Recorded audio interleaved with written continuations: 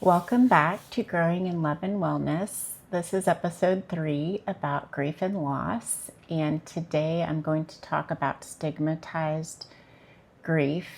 And this subject is sensitive and it is a very complicated one. So oftentimes people truly do benefit from having a support group for suicide survivors or having a therapist that's trained in traumatic grief and loss.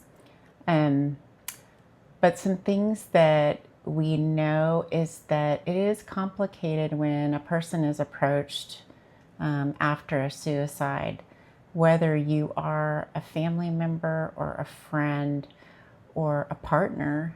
It's very hard to not attach shame. And so unwrapping that is helpful. And the way we unwrap it is to approach ourselves with some compassion, naming it. This is a stigmatized grief. This is a grief that a lot of people want to ask questions to you about. Well, did you know he was struggling? Did you know she was depressed? Did you know that they were using drugs or alcohol? And so it feels almost like blame is attached from the outside. And it's really hard to separate yourself from that. And so just being able to say, I'm grieving the loss of a loved one that there's a stigma to after a suicide. And so being able to talk about it with at least 3 people.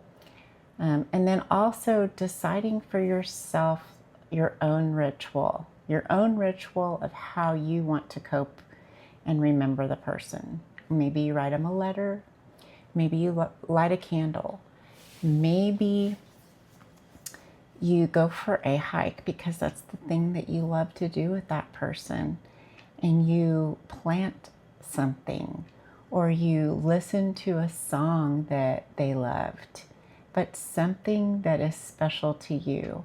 Give yourself permission to not discount your grief and to allow yourself not to go to a memorial service if you are not ready for that, or if you don't want to. And so you have to decide what's right for you. That is a great tool, is just to find the ritual that would work for you in remembering this person. So finding a safe person to witness, somebody that's not going to flinch every time you say something about suicide, or somebody that's not going to flinch when you say, I'm grieving the loss of an abortion. These are stigmatized things that there's many more.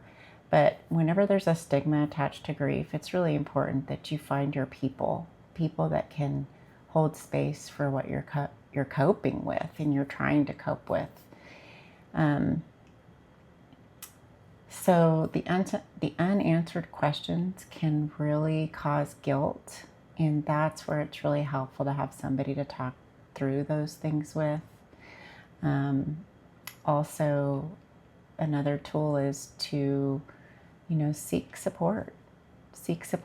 Maybe you need professional support because people are just struggling with holding space with you and with your emotions. And so finding people that are qualified to help you with this complicated grief. And so 988 and other resources are out there to seek that type of a therapist or a physician that can help you if you're struggling with functioning, like sleep. Maybe you're struggling with just getting up and starting your day and doing the things that are required for functioning. And so there's no shame in asking for support.